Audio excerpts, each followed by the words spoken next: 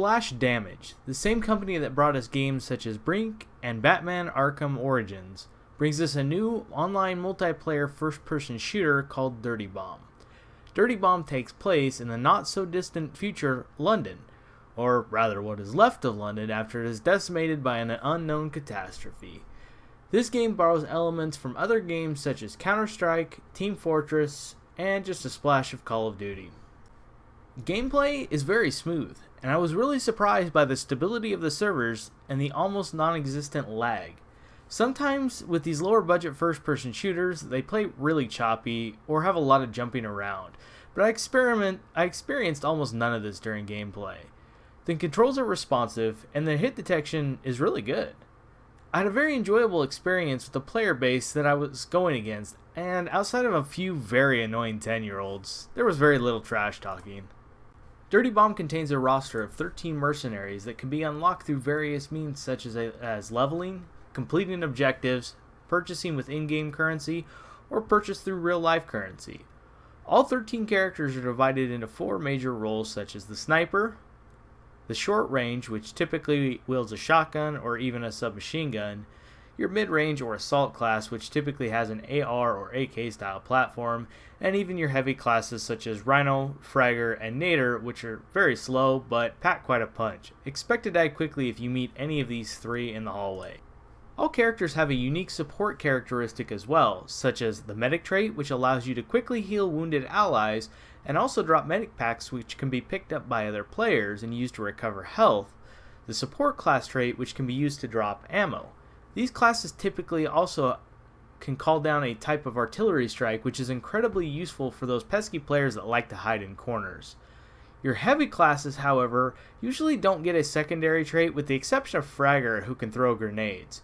In return, this role has a much higher amount of health and are amazing at giving suppression coverage.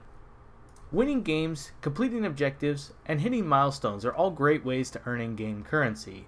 This currency can be used to unlock new characters, as well as purchase cases from the marketplace.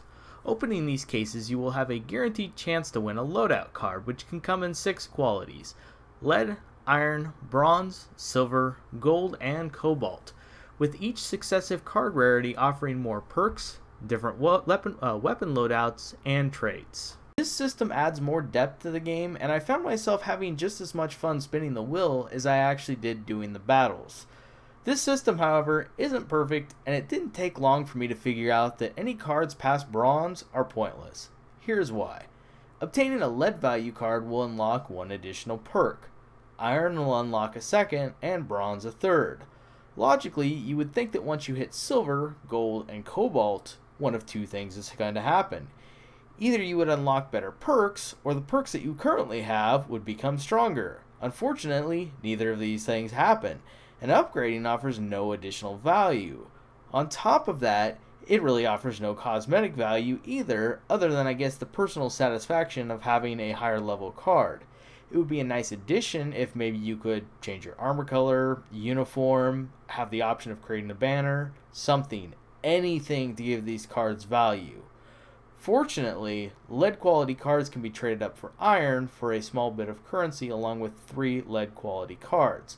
Iron subsequently can be traded up for bronze and so on, so by level 3 or 4 you should have at least 1 bronze card, making the competition gap much more narrow.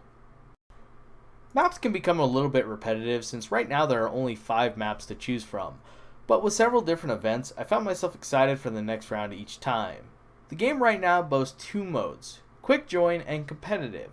Quick Join has 3 play styles that can be either objective based, which means you're going to be either assaulting or defending your base, and involves some elements of King of the Hill and Capture the Flag. Stopwatch mode pits both teams in an assault and defend role, giving both teams a set amount of time to accomplish mission objectives, and the winner getting crowned based off the most progression. There will also be a 3rd mode, Execution Mode, released soon, but at the time of making this video, not a whole lot is known about it or how it will work. If you'd like a little bit more of a challenge, Competitive Mode is something you'll want to check out. After a series of placement games, you will be placed into brackets based on the results. And through the ensuing carnage, you can increase your rank by earning bronze, silver, gold, cobalt, and even elite medals, giving you and your team plenty of bragging rights. Although, just like the card system, it would be nice if you at least got something cosmetic out of it. Weapon customization is also very limited, since you are entirely reliant on your loadout cards. This will limit you at first, and force you to keep rolling the dice until you get a weapon that you actually enjoy. However, you are allowed to load out 3 separate mercenaries, so if you find yourself running around a match with a shotgun versus an entire team of snipers, you can change to Vasily and give them a little taste of their own medicine. Overall, the game is pretty good. It was really fun. I was actually really surprised by the quality, and best of all, it's totally free on Steam right now, so I would highly recommend that everybody check it out. That being said, it is marked with one of the huge flaws that a lot of these smaller first-person shooters are completely marred with, and that is the hackers. There are auto-aim bots out there already, and people do use them, sadly. I don't understand it because I don't see how that's fun, but I prefer to just play by my own talent. I didn't come across them that often, but the first time I noticed it was when a sniper made an impossible shot. I just rezzed, so there was no way I was flagged at this point. I ran past what was maybe a 4-foot window, but the exposed area of this window is very small. On full sprint, he was able to get a shot off in the 1/10 of a second I was open. It can be very difficult to spot these hackers because sometimes people are just plain good. I don't consider myself very good at first-person shooters, and generally I can finish in the top half. But when you see a sniper finishing with 7 to 8 times your score, shooting you the instant you step around a corner, or shooting you through cracks in the walls, it's painfully obvious that they are hacking. The auto-aim hack not only does the work for you, but it also tracks your enemies, giving you an insanely unfair advantage.